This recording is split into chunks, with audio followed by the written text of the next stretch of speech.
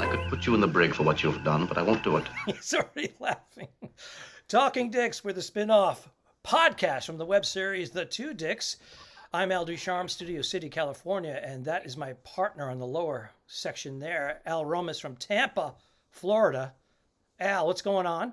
Just a little Super Bowl hangover, getting back to normal a little bit. But I'm excited today because we have a special guest. We do on the pod. We do. Who? A special Super guest. Special. A guy. Yeah, a guy who was in one of our Two Dicks episodes, Turf War. We shot that one in around Boston. Malden, Massachusetts. Giggles. Yes. Malden, and we were at Giggles, and we've got him. He's also you'll recognize him from The Sopranos. Mm-hmm. Here he is, folks. Let's welcome Frank Santorelli. Frank Santorelli in the house. Franklin. And he left. Don't get up. Don't get up from your seats. Please don't rush the stage as I'm leaving. Now, Franklin, you're just outside of the Boston area, correct, right now? Yes. Where you're residing? In Lincoln. In Lincoln, Mass. That's where the rich people live. It's a bunch of old rich people. So, yes. Isn't it the richest and the most expensive condominiums in the United States country, or something? That's what I heard. That's what I heard 3 minutes ago from you. Yeah, that's true. Wow, you're doing well. Let me give a little background on Frank, just a little bit. Originally from the Cleveland area, that's where you started your stand-up comedy in the Cleveland area. With Drew Carey. You later moved to Boston, and that's where I met you. You were an outsider in the Boston area. And I was also an outsider because I was trying to break into the Boston comedy scene, which was pretty big back then. And you were an outsider. And when I came up, from Rhode Island to Boston, the local guys were so mean to me. They made me earn it. And I was just starting to break through, and they were just starting to like me a little bit. And then you, in a green room at one of the comedy clubs, I think it was Play It Again Sam's or Stitches somewhere, you went, "You guys know Al Ducharme? Comic genius." And then they hated me all over again. He sent me back. He had never seen you yet? Is that what happened? That's what happened. He had never seen me. Oh, okay. But Al, he had sent me back. I had just made some leeway into the scene. And he was an outsider too, but he was genuine about it. He was being nice. And you and I hit it off right from the beginning. As Al Romas and I, we somehow, I don't know what it was, we clicked. And that's what you guys have in common, I guess. Me, but we all kind of clicked. Funny people. Out of the gate. Good, nice people. Yeah. Frank, did you, what was the club in Cleveland that you were? It was the Cleveland Comedy Club. Oh. It was called the Cleveland Comedy Club. It was a brick shoebox, which was an old gay strip club. So they turned it into a comedy club. That was an easy slide for you. Slide over, right? Absolutely. And that was already in the drag show, so why not? Why not? Open mic Drew night Carey Cleveland Comedy Club, 1981. I won the first open mic night I went to, and then I won 4 weeks in a row. Jesus, you're a middle act now. Move them up. You know what it was? I came from the theater, so I had no stage fright, and there were 25 acts. I ain't kidding you. Wow. It was packed. 200 people packed into this place. And every Sunday night was this crazy open mic night where $50 first prize is the winner. And I went up there and I did the Skipper from Gilligan's Island, all this stuff I'm still doing. I know you did, because I laugh at it just as hard now. That's hilarious. I won the $50. And the guy said to me, "You got to come back and defend your title next week." I said, "Oh, no, I live in New York. I just came home for the holidays. I was in acting classes in New York. I was his waiter in the restaurant and all this other shit." And he said, "You got to come back and defend your." I said, No, I'm all done. He said, "Listen to me. This is real." He goes, I'm not trying to blow smoke up your ass, but there's something going on here. You're different from the rest of these guys." I said, "Really?" He said, "You should come back next week." I said, "Nah, I can't." I left. They wouldn't cash the check at the bank because they weren't sure it was a real business. Of course. The Cleveland Comedy Club, $50. Woman looks at it. She calls the manager over. It's like, red flags all over the place. Anyway, I go back and I win again. I tell the people in New York I'm same sick. act, or do you have new material? I have no idea what I'm doing. You only get 6 minutes. So are you repeating what you did last goofing week? Around. Okay, all right, Perfect. Just goofing around up there, and I won again. Wow. And he said, you got to come back. And I said, no, I can't. I really can't. And I went back again, and I won 4 weeks in a row.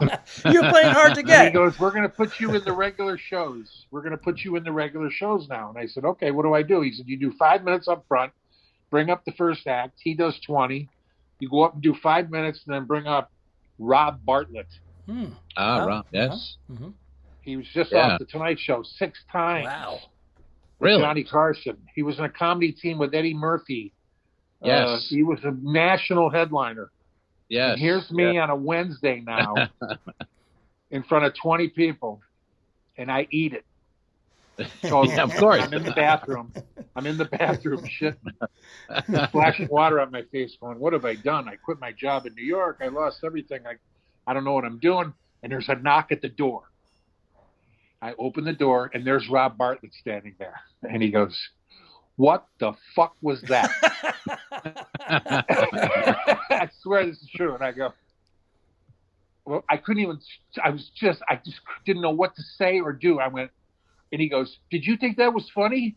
Let me tell you something, man. You're a journeyman comic. You're my worst nightmare.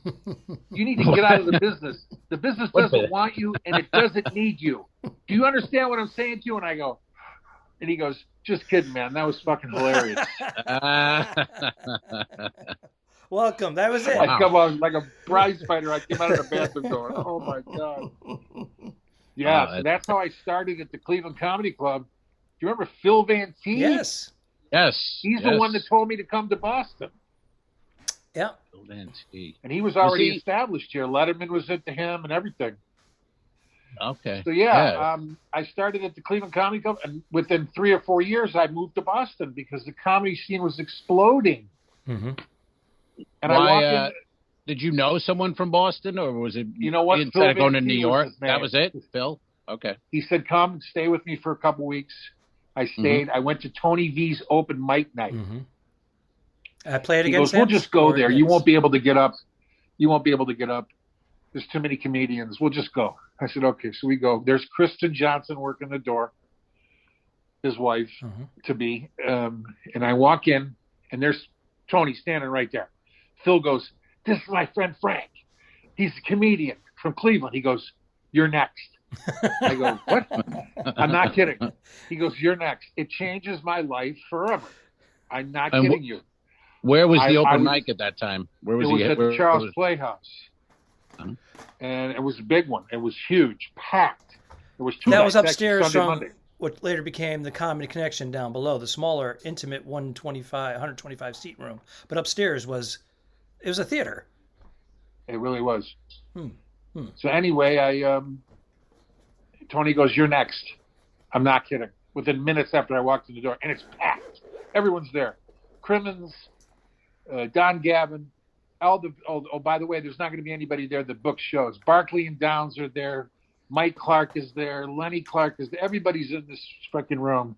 And I go up and I'm going, I know you don't know what I'm going through. Standing here looking at you. Well, let me tell you that it hurts so bad. Totally committed. The crowd is in hysterics. Totally committed. I'm That's blowing why. the place apart with the biggest hack act they've ever seen in their lives. Everyone hates me. The whole room hates me. But it's your commitment and your silliness that you didn't have the hour material yet. That you're in the beginning of your career. Like you said, you had your 5 or 10 minutes together, but you were hysterical for those 5 or 10 minutes. So it came naturally to you. So that's why when you win over a crowd like that, there's no denying. If they're laughing, the comedians will come out of the green room and look. They're going to look. That's right. Yeah. That's right. Mm-hmm. Yeah. And then you remember Al? You stayed in Boston. You stayed you were like, I'm staying here now. I was there for 2 weeks, and I was staying at Phil Van T's, actually Joe Yanetti's mother's apartment complex that she owned. And I was staying with Phil, and I had $2,000 in a drawer. I'm not kidding. like a gangster. I go, Phil, come here. Take some of this money. He goes, what? I go, take some of this money. I made $2,000, 300, 200, 200, like that. 150, 50. Remember how we used to say that, Al? How many days did you work in a row? I was looking for a day off. I was like, I need a day off. 50. I remember you said to me 56 days in a row you worked. I did 39, and I thought I was good. But anyway, I mean, I said, take some of this money. He goes, why don't you go get an apartment? You've way overstayed your welcome. But that's what we did. I got out of Newbury Street. I'm not kidding. I took the train into town, got an apartment on Marlborough Street. Do you know where that is? Right off of Mass Back Ave. Bay. It's one of the oldest money in New England. Blue Bloods. Mm-hmm. Up close to Mass Ave was a dry cleaner, laundromat, and then my building was there. And it was a tenement house. It really was bad. There was a shower in the hallway. And I shared it with like 7 people on the floor. It was disgusting. And it was $75 a week. And it was a bedroom, literally a bedroom. So people would go, where do you live? And I'd go, Back Bay. I got $2,000 in the drawer. And these people were like, huh? What? Yeah. But now, Al, and did you just... Go ahead. Oh, go ahead. I was going to ask if you started... Were you starting to make money at that time? Yeah. In Boston? Was there enough right gig away. where you could from that right gig, away? Yeah. From that gig, I worked more than I ever worked in my life. I worked like 15 days in a row. Right. All where cash. we really made money. $50, $75, $100, Cash. 125, like that. Mm-hmm. Every night of the week. Mm. And I amassed $2,000, and that's I told Bill I'm going to take some of his money. Well, especially living in that building there. Now, Al, you've done some sofa surfing. I stayed at both of your places, by the way. You both put me up. And but here's the deal. Comedians would do that when you come into town. You go, hey man, crash on my couch, or I have an extra room, whatever. And but Frank and we're practically roommates. I stayed at 2 of your apartments and your house in Newton, or what was it? Waltham, Newton border. I stayed there. I stayed at 2 of your Alston places. You had a girlfriend who later became your wife, Linda. You're like, hey, this is Al. He's going to be staying with us for a couple of days. Just like, I'm like, did you give her a heads up? Then you stayed at my. Here's a story I really want to tell. You were coming down to New York, living in Boston, and you had just come off a development deal, and you had a pilot. You shot the pilot, blah blah blah. But you were auditioning like crazy, and you were booking like crazy. This is in the 90s. And you go, hey, man, I got to go back for this.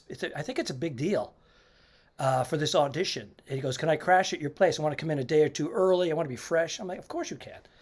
And so he stays on my couch. It was in Chelsea, New York City. And you go, hey, dude, I booked that thing. He goes, I think it's going to be, I think it's good. I think it's going to be big. It's David Chase. He did Rockford Files, and he did something for PBS. He's a big deal. And it was the Sopranos. It was the Sopranos. Little did you know, but I mean, you had a feeling, you thought it was like the real thing. It was going to be a good project. The energy coming off of it. Yeah. It was like nothing else. I had nothing to compare it to, but at the same time, that was just, it was the energy coming off of it. Who was it? Nobody even knew who Gandolfini was. Mm-hmm. He showed up. Mm-hmm. Everybody was looking at him, And like he was Clark Gable. Right. And you were going to New Jersey to shoot that, right? Because you were staying in Manhattan, and I lived not too far from the Lincoln Tunnel, and it was easy for you to cut through. But you didn't have to drive down from Massachusetts.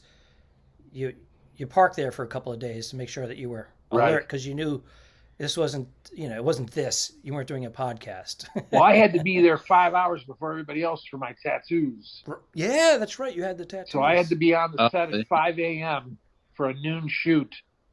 It took 6 hours to put the tattoos on. What is it? Wow. Planet of the Apes costume? What were you doing? Tattoos? It's easier just to get tattoos. Well, what was weird was I was in the makeup. I would have just got them. Trailer, I said, fuck it. David Chase walked in. And said, put some tattoos on this guy. And the woman goes, well, what do you mean? He goes, just go crazy. put tattoos on both of his arms. Just like that. And so she goes, okay. And she just goes nuts. And it takes her like maybe a couple hours. But to recreate that again, taking pictures, 5 hours. It took 5 hours to put them on. Did they take what is it? Polaroid? They took pictures. They took Polaroid pictures. Yeah, they did. Sure, they did.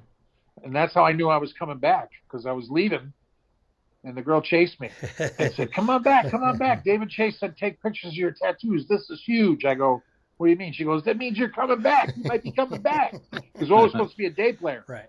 I was only supposed to be 1 day.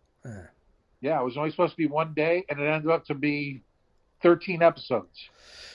Now, and in 10 of them, I got the shit kicked out of me. Yes, you would get beat up by Gandolfini, pretty much. One time by Joey Pants. What's his name? Yes. Joe Pantoliano. Joe Pantoliano, yeah. Pantoliano means little pants. Yep. It really does. But he seems kind of nuts in real life. I don't know. Is he kind of nuts? I'll tell you what. If you go back and watch my scenes with him, he did stuff that I had no idea. He didn't say a word to me. Never introduced himself to me or anything. We get on the set. He grabs my face. He goes, he goes, "I've come to reclaim Rome," and he's grabbing me. You know what I mean? Like, he didn't tell me. And all my reactions were real. When he's stabbing me with the pool stick, the next day I had stab marks, bruises all over my stomach. He was really jabbing me with that thing. Oh, yeah. Holy shit. Crazy method actors. Yeah, he always looks at it. He just looks like that. That guy's nuts. But it comes out great on I loved him in film, The Matrix, too. Yeah, he was great. Hey, Al, do you remember us getting lost and running out of gas? No. No. That was good. Me and you. Well, yeah. Somewhere in the middle of nowhere. Usually New Hampshire, Vermont. We're on fumes. Yeah. And we have no idea where we're going. We're driving blind, and we see there's no gas stations anywhere. It's deserted, and we see a diner. Do you remember this? And I bust in the door, and I go, there's like 16 people in there eating, and they all turn, like in the movies, in the Star Wars movie, they all turn and look. Everybody turns to look. I go, "Where's the fucking gas? This is show business. We got a show to do it." He said this. This is show business. We got to be. We have a show. We're doing a show. Where's the people chewing, staring? Oh, too much fun. And then the other time I was with, you got to hear this. This is hilarious. Remember Sam Greenfield? Yeah, sure. Me and Sam driving to Amherst, Massachusetts for some gig, and we're lost. We're completely and utterly, we're driving blind. And we see this ice cream store, and we pull in. It's just getting dark, and we're in danger of losing this gig now. We're half an hour late right now. We're half an hour late. We're each getting $500. That's a sick feeling, man. It's a sick feeling. It's Panic City. We pull in, and the girl goes like this, shuts the lights off, and shuts the door. And Sam goes, ding, ding, ding, ding, ding, ding, ding, knocks on the thing. And the girl goes like this. She looks like this. And Sam goes, "Yeah, hi. We're looking for the Amherst Country Club." And she goes, "Yeah, I don't know where that is." And she shuts the door. And he goes, she opens the door. He goes, "Hi, listen, sweetie, we're really looking for the Amherst Country Club." She goes, "I told you I don't know where it is." And Sam goes, "Son of a bitch." And she goes, and he goes, "Listen, Missy, we're looking for this Amherst Country Club like we're looking for a lost baby." And the girl goes, "I'll go get my dad." He goes, "Yeah, why don't you do that?" He comes, he goes, "Yeah, it's just right up the road. Go that way." Like we're looking for a lost baby. So that was on the way to North Adams, correct? That northwest corner pocket of Massachusetts? Absolutely. Or was it up there, or was it actually Amherst? Yeah, it was Amherst. I couldn't remember. I can't remember. All I know is you were behind me, like you had guns. You were like you were wearing a gun belt. You walked in behind me, and I just went, "Where the fuck is the gas station?" I remember driving. This is showbiz. I remember he went through this. Frank went through a phase where he would just lean on the horn under any circumstances. So we pull up to a red light to be like a Coca-Cola truck in front of us. And as soon as it turned green, And the truck driver would be like looking around. No matter what it was, he would just do it to anybody. He would just harass him. And we were in the back seat dying, knowing that we could get shot. But you just do it to anybody, man. The mailman, bonk. A family with a dog, bonk. You kept doing it because we were laughing so much. I think you were going to do it once. But once we were howling, that was it. It was like a drug. It was, I'm the world's oldest teenager. All right. Did you stay in Boston, Frank? Did you ever move to New York? You know what? No. I No? shared a place with Tony V, and it was like 6 people. Me, Eddie Brill, Tony V, a guy named Tom Bailey. We rented a place on First Avenue at 9th, right on the corner. Oh. And it was a nightmare. Because the noise was just ridiculous. It was the beginning of the Village there, you know what I mean? 1,000 people, 11 o'clock at night, midnight, 2 o'clock in the morning. It's like there's 200 people walking around. It was like, it was like noise. the Alphabet City started just below that and east. A lot of crime. It was just coming up. It was just becoming gentrified. Now you can't afford it there. It's just like the condominiums are $2 million. It's crazy. But we used to take a sock. So what would that be mid 90s? What are we? Early 90s? I would say early 90s. Yeah, 90. Early 90s, 90. right? We would take a sock, put $20 in it, and throw it out the window. And the sock would come back in with pot in it. We didn't even have to go out of the house. And then the guys we were doing that with stopped us on the street, dead on the street, and said, "Listen, man, it ain't working anymore. That $20 is bullshit. Got to be at least 50." Because we're gonna get popped out here for $20. I don't fucking. I don't blame them. And guess what? You paid that 50, didn't you? You sure did. It money was still a bargain. It was still a bargain, right? We didn't have to go anywhere. Three or four guys chipping in. Yeah, that was awesome. Now, have you guys ever worked together, comedy gig wise? Me and Al? Yeah. I don't. No. I have a memory of meeting you, and it could be like did you MTV or Half Hour or one of those deals? Oh yeah. I met you in the green room in New York at a TV taping. Yes. And I knew you though. I don't know if we had met or I knew who you were. I remember that. I swear to God. Now that you're saying some kind of green I was always room. wondering how the hell I knew you. Is this when you were playing the Elevator Man? You were playing the Elevator Man on MTV. Was that the show? Yeah. No. No, this was stand-up. This was a straight stand-up show. But it wasn't half-hour comedy. It was one of their other little things they had. Yes. They had these and I remember there was like 30 of us all sitting there in the theater. Yes. And the standards and practices woman came out, and she said, I'll never forget this. She goes, "Yeah, don't mention the time of the year. Don't mention Christmas. Evergreen. Don't say Macy's. Yeah. Don't say Macy's. Don't say because we don't know when we're going to put this on. So don't make it, the time of the year friendly. So, and don't swear. Don't say the F-bombs." And I raised my hand from the back of the room and I go, she goes, "Yes." I go, "Can we say cocky balls?"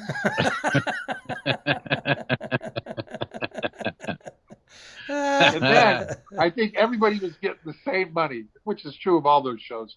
Right. And it was like something absurd, like $729 or something.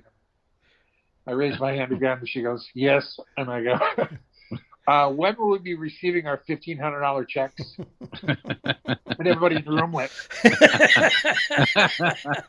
They start calling their agents and managers. Everybody was fried by that. I said, "When will we be getting our $1,500 checks?" That's great.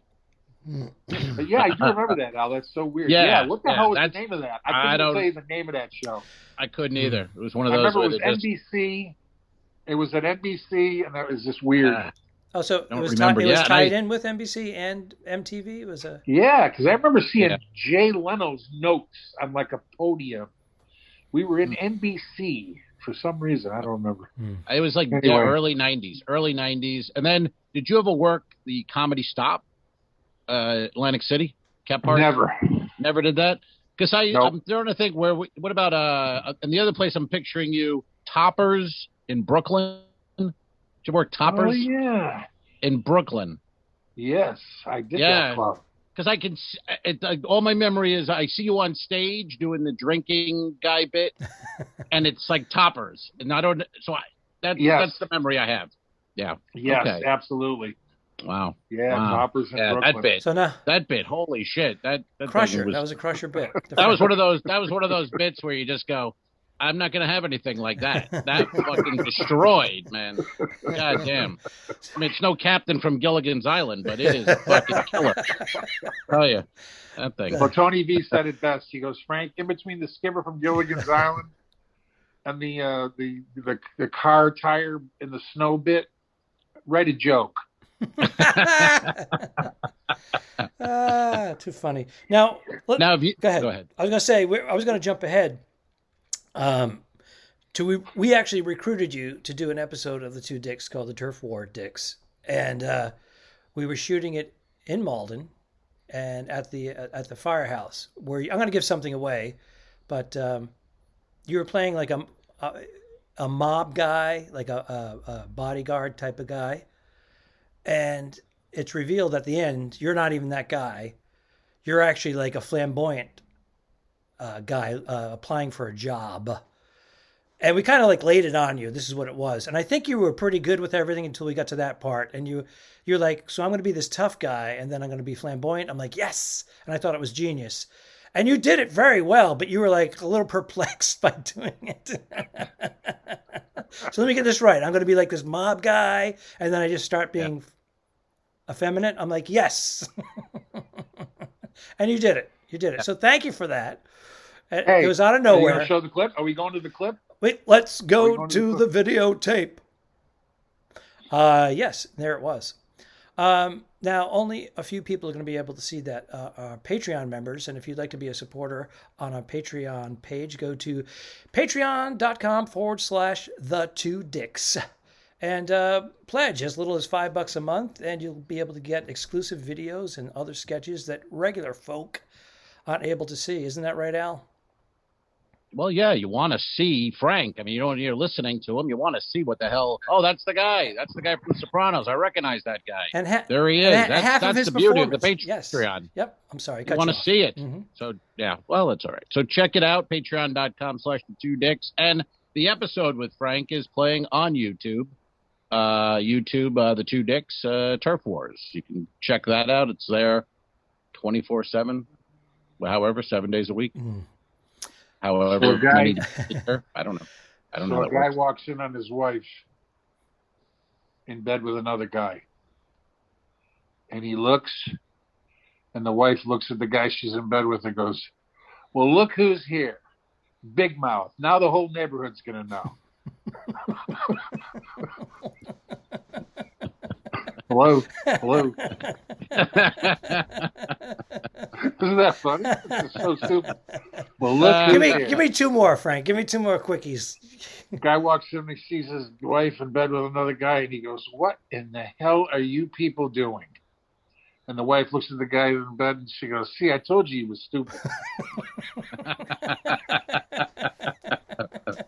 Guy walks in and sees his wife in bed with another guy.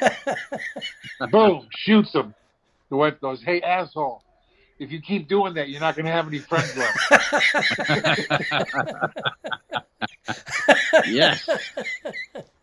Have you done? I miss comedy. I miss comedy, man. Have you done any shows, Frank? Have you done like the outdoor? Have you done an outdoor under a tent or shit? April 10th, I'm with Lenny Clack and Christine Hurley at someplace in Dennisport. Oh, cool. Yeah, but you've done a few giggles in 2020, right? Before they were locked down again. I did some tent shows there, yeah. Mm-hmm. How did that go? How was that? It was good. It seemed like really good. It was the online stuff looked good, so Yeah, it was good. It was. They're going to do it again. They're bringing out the tent again in March. So that's the only thing they can do, I guess. That's the only thing anybody can do. Now how do you feel about what's your take on the vaccine? Did you get it yet? Are you looking to get it? No. I'm afraid of it. 63. I'm 63, so I got to wait a little bit. I'm getting. Here's what you do, Frank. You find out where they're administering the shots, and you kick the door open and you go, "This is show business." Where's my shot? Do you know who I am? Do you know? That's a great story. Errol Flynn, or one of these old actors, is in an old folks' home going, "Do you have any idea who I was? Do you know who I am?" And the one guy goes, "No, but if you go to the front desk, they'll tell you who you are." He's got a million of them. Yeah, no, I miss everything, man. I miss show business. Yeah. I miss the whole thing. It's terrible, huh? Jesus, they took it right out. Took it right away from us. Now that's the without warning. That was the thing. Yeah. It was everything was normal, and then it just stopped, and we found out how unessential we are. You know, I mean, right. It's nothing happening. Right. Yeah. But Al has been able to get a handful of the live performances. Not always the best circumstances, outdoors or whatever, but. You certainly have done a lot more than I have. And how does it feel, Al, to do you feel like you're back in the game, or is it still not normal? No, completely not normal. Because I did a few. I did what was open and available, but then there's only so many of them, and then that ran out, and now there's nothing. Because I've done the ones that were there, so now I have nothing again. And outdoor shows aren't. That's just it's not what we do. And so, I mean, I was happy to just be on stage and do some jokes, but it doesn't feel real at all. So, I mean, I did some shows. That was good, but not like what we know and what we want to do. So, And Frank, have you done any online stuff, the Zoom stuff, Zoom performances? Yeah. And it's terrible. It's horrible, isn't it? Yeah. I hate it. I hate the anticipation of it drives me. I'm like, I'm on in 5 minutes. What am I going to do? And once I do them, I'm fine. But the anticipation of doing them just bugs me. I did a show once where they brought me into the living room, and I did the show against the fireplace. Everybody has stories about what people say to them right before they go up. I think I win the prize. I'm just about to go on. I'm getting like $300 to do a half an hour in front of the fireplace. It's Christmas. I remember it's Christmas decorations all over the place. Trees. Wait. Did you know these people? Is this a fan? No, absolutely not. Who got you this beauty? Who got you this gig? Couldn't tell you. Happened? Just happened. Okay. Just happened. Okay. The guy comes up to me, and he's like, I'm in the wings. And he hands me my 3 $100 bills, and he goes, "I hope you're funny. There have been some deaths in the family."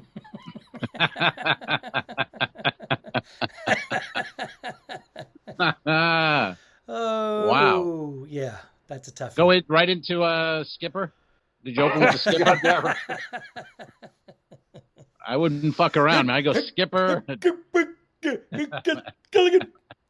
Little, what do you Just keep what do you doing say? that. Do you do little buddy? What do you say? Gilligan, little buddy. Gilligan, little buddy. Little buddy. And Jack Walsh, right? Yeah. Mm-hmm. He came out one time at the kind of Giggles with a blue jacket and a sailor hat. And he goes, "I'm the Skipper from Gilligan's Island." He comes off stage and I go, "I'm knocking you out, man."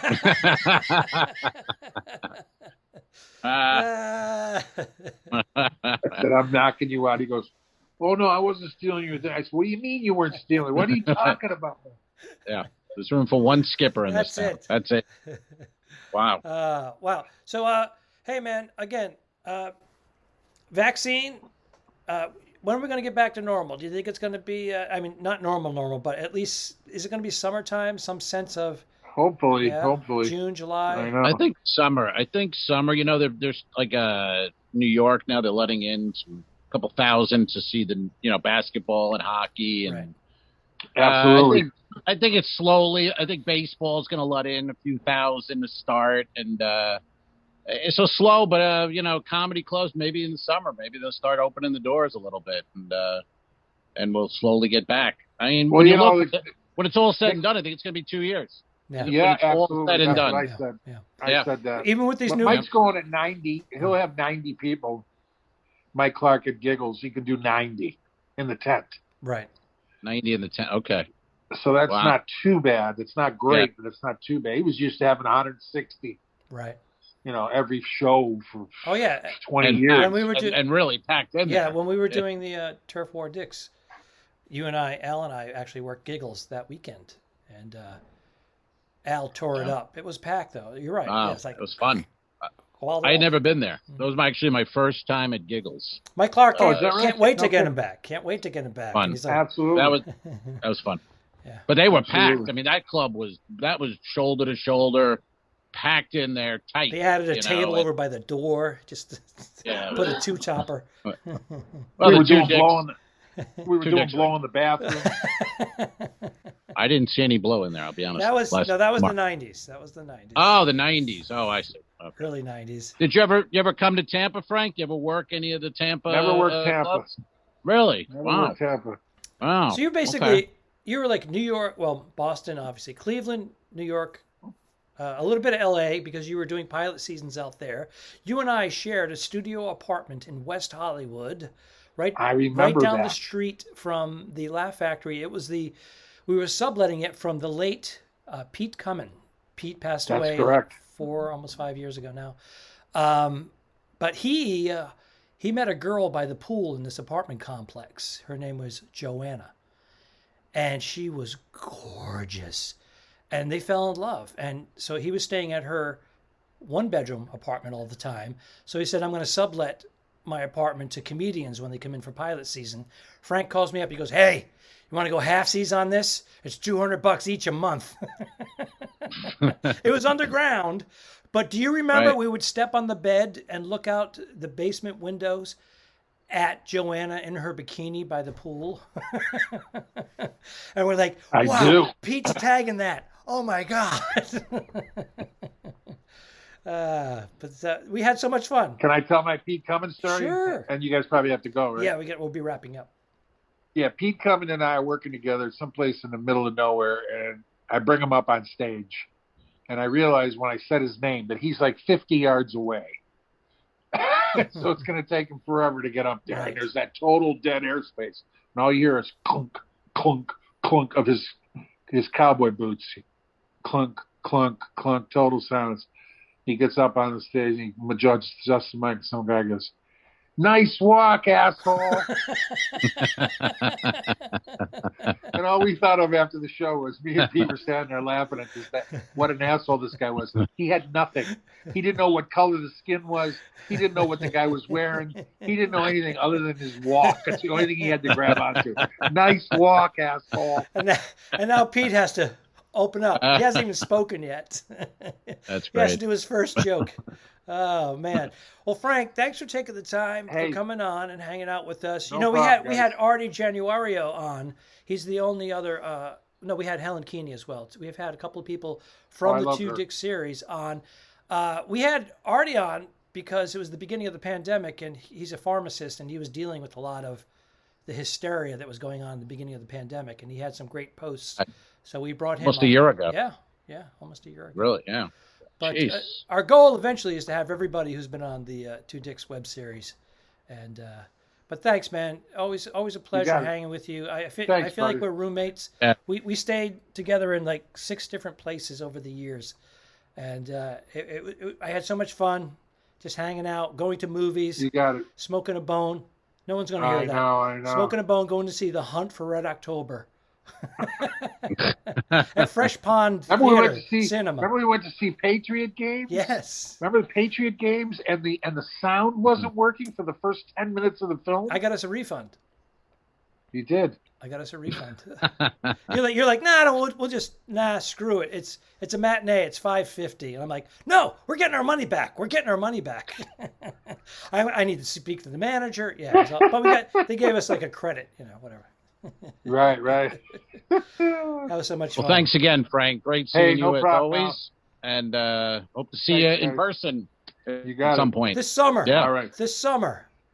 Let's hope. Maybe. All right. Adios, everybody. Maybe. Thanks for listening. See you later, buddy. I didn't kill my wife. I don't care. We'll fix it in post, you son of a bitch. No, really, don't mess with me, because I don't come down to the bus station and slap the dick out of your mouth when you're working, do I?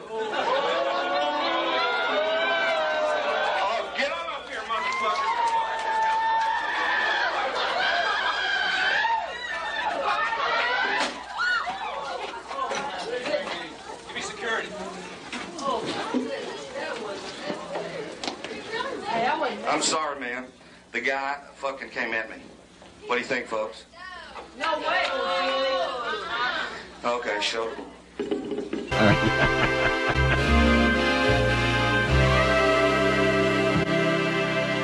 Subscribe, Mary. Patreon.com/forward2dicks. If you shoot me, you won't see a cent of that money. Why? I think it ends on that. That's beautiful.